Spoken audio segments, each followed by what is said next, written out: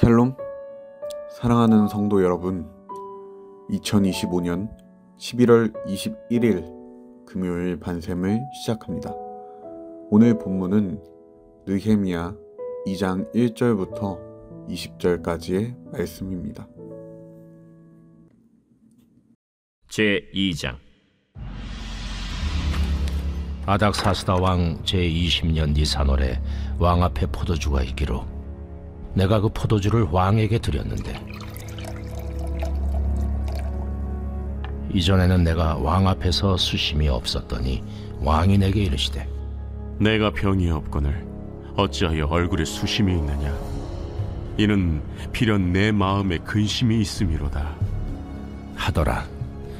그때 내가 크게 두려워하여 왕께 대답하되, 왕은 만세수를 하옵소서. 내 조상들의 묘실 있는 성읍이 이제까지 황폐하고 성문이 불탔사오니 내가 어찌 얼굴에 수심이 없사오리이까 하니, 왕이 내게 이르시되, 그러면 내가 무엇을 원하느냐? 하시기로 내가 곧 하늘의 하나님께 묵도하고 왕에게 아뢰되, 왕이 만일 좋게 여기시고 종이 왕의 목전에서 은혜를 얻었사오면 나를 유다 땅 나의 조상들의 묘실 있는 성읍에 보내어 그 성을 건축하게 하옵소서 하였는데, 그때 왕후도 왕 곁에 앉아 있었더라. 왕이 내게 이르시되, 내가 몇 날에 다녀올 길이며 어느 때에 돌아오겠느냐?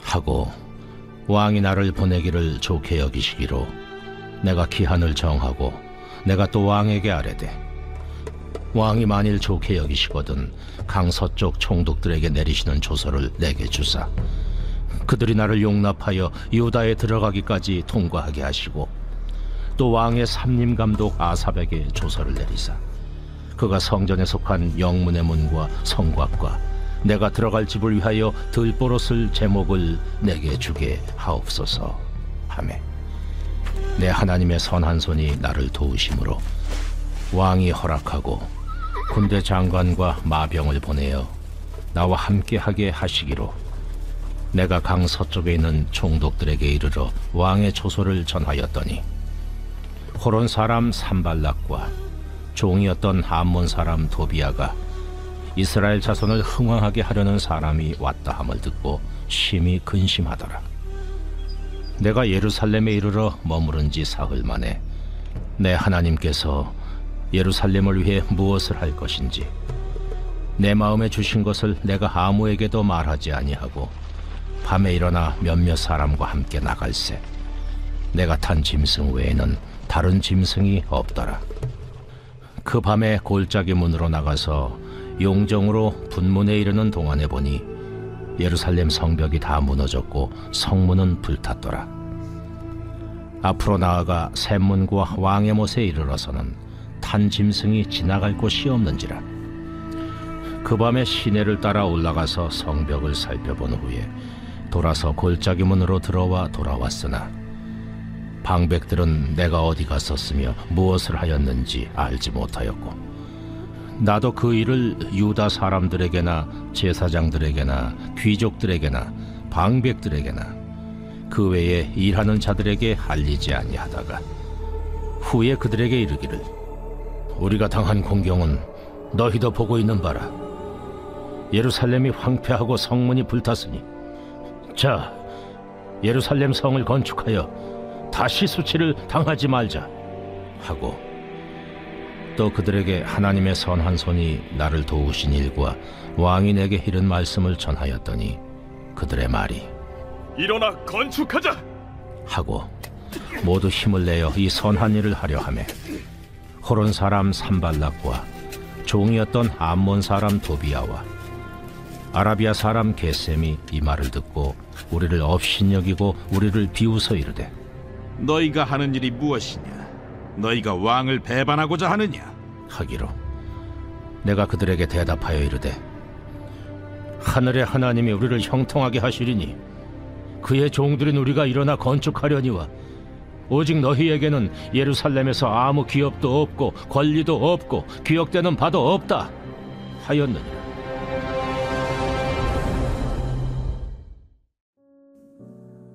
오늘은 살아도 사는 게 아니야 라는 제목으로 말씀 나누겠습니다. 어떤 것의 끝은 동시에 어떤 것의 시작이 될 수 있습니다. 예를 들어서 수능 시험을 보고 고등학교를 졸업하는 학생은 이제 대학 입시를 마치고 대학 생활을 시작하게 될 것입니다. 그리고 그 대학 생활의 끝에는 취업 준비를 시작하게 됩니다. 신혼부부에게 있어서 결혼식은 총각과 처녀라는 수식어와의 안녕을 의미합니다. 이처럼 어떤 것이 끝나게 되면 그와 동시에 또 다른 일들이 시작되게 됩니다. 오늘 다룰 본문 말씀에서는 느헤미야는 끝을 마주하게 되고 동시에 또 다른 시작을 마주하게 됩니다. 느헤미야는 술관원이었습니다. 술관원은 왕과 가까운 곳에서 왕의 시중을 드는 관리로서 상당히 영향력이 있는 사람이었습니다. 부와 명예가 뒤따랐을 것이고 그에게는 안정적이고 풍요로운 삶이 보장되어 있었을 것입니다. 하지만 느헤미야는 예루살렘 성이 무너지고 불에 탔다는 소식을 전해 듣고서 그 마음이 대단히 편치 않았습니다. 그것은 사는 게 사는 것이 아니었습니다. 그것은 그의 표정에 고스란히 드러났고 그것이 왕에게도 보였습니다. 왕이 그에게 관심을 보이며 무슨 일이 있는지 묻자 느헤미야는 두려워했습니다. 그 시대에 왕 앞에서 수심을 드러낸다는 것은 감히 상상할 수 없는 큰 잘못이었습니다. 어쩌면 그날 왕의 기분에 따라서 직위뿐만 아니라 목숨이 좌지우지 될 수도 있는 매우 위험한 상황이었습니다.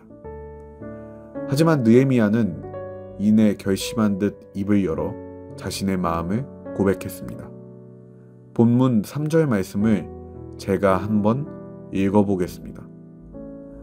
왕께 대답하되 왕은 만세수를 하옵소서. 내 조상들의 묘실이 있는 성읍이 이제까지 황폐하고 성문이 불탔사오니 내가 어찌 얼굴에 수심이 없사오리이까 하니. 아멘. 지금 이 말씀에서 느헤미야가 한 말은 상당히 부드럽고 정중하게 표현되어 있지만 상대가 왕이라는 것을 감안하여 그 본래 심리를 더욱 적나라하게 표현하자면 제 상황이 지금 이런 상황인데 어떻게 표정이 좋겠습니까? 라고 말한 것입니다. 감히 왕 앞에서 관리가 푸념을 늘어놓은 것입니다. 이것은 죽기를 각오하지 않고서야 나올 수 없는 말이었습니다. 느헤미야의 마음은 그렇게 복잡한 감정이 뒤섞여 튀어나올 만큼 큰 슬픔으로 물들어 있었습니다.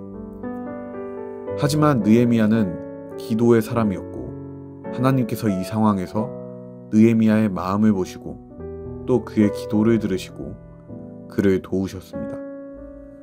왕이 느헤미야에게 무엇을 해주기를 원하는지 물어온 것입니다. 느헤미야는 잠시 하나님께 묵도한 후에 마치 기다려왔다는 듯이 자신이 바라고 원했던 것을 모두 다 왕에게 아뢰입니다. 사실 이것은 잠깐 사이에 나온 것이 아닐 것입니다. 예루살렘 성문이 불에 탔다는 소식을 듣고서 이랬으면 정말 좋겠다, 저랬으면 정말 소원이 없겠다고 생각하며 고대하고 고대했던 일들이었을 것입니다. 그리고 느헤미야는 늘 그 마음을 하나님 앞에 기도하며 나아왔을 것입니다.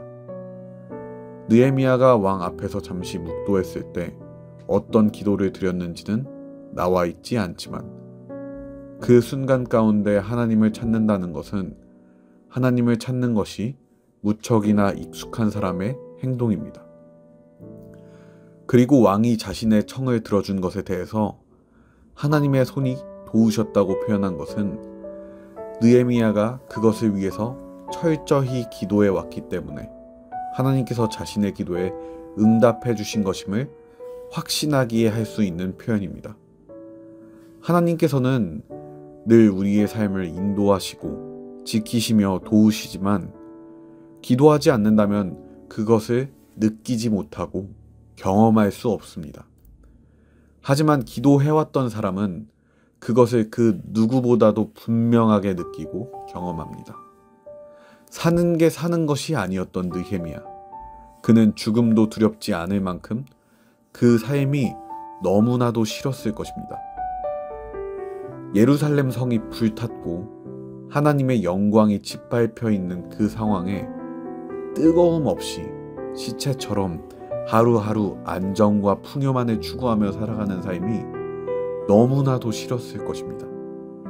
그래서 그는 선택했습니다.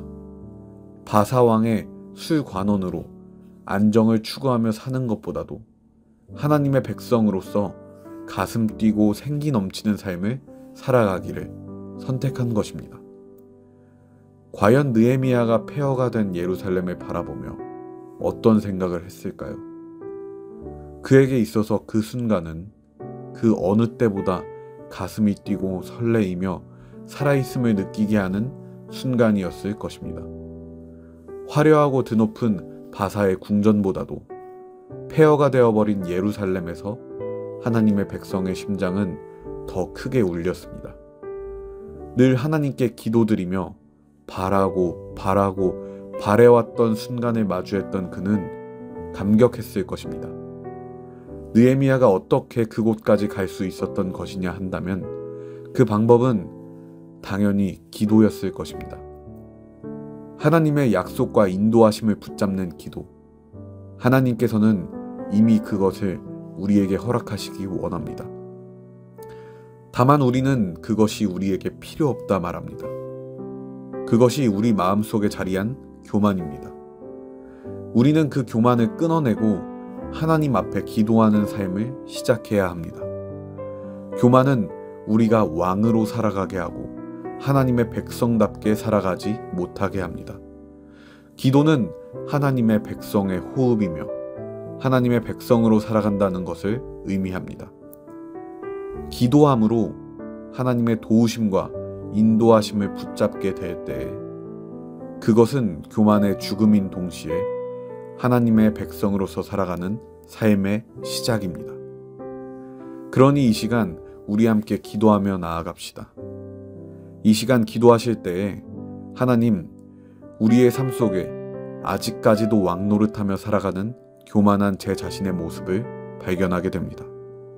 제가 왕이 되어서 평안과 안정을 추구하고 쾌락이라는 이름의 행복을 추구하며 나름대로 잘 살아가는 것처럼 보이지만 사실 그 속은 텅 비어 있고 제 영혼은 하나님 앞에 공허하며 죽어 있습니다. 이 시간 다시 결단하여 주의 백성으로 살아가기 원합니다. 주님께서 우리에게 허락하신 그 말씀과 예수 그리스도의 은혜, 그 약속을 붙잡으며 나아가오니 부디 연약한 우리의 믿음을 굳건하게 해주시고 이미 더럽혀진 마음을 깨끗하게 해주셔서 저의 교만한 삶이 끝을 맺게 해달라고 각자의 자리에서 함께 기도하며 나아가겠습니다.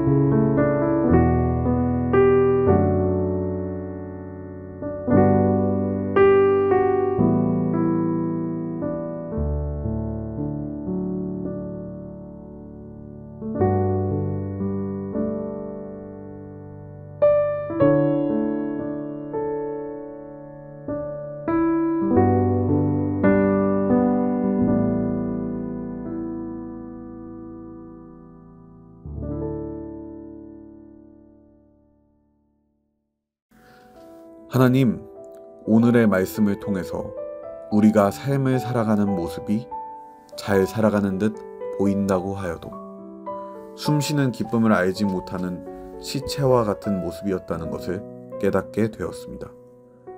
우리가 스스로 자신의 교만을 점검하고 하나님의 백성으로 살아가는 삶을 시작할 수 있게 도우심에 감사드립니다.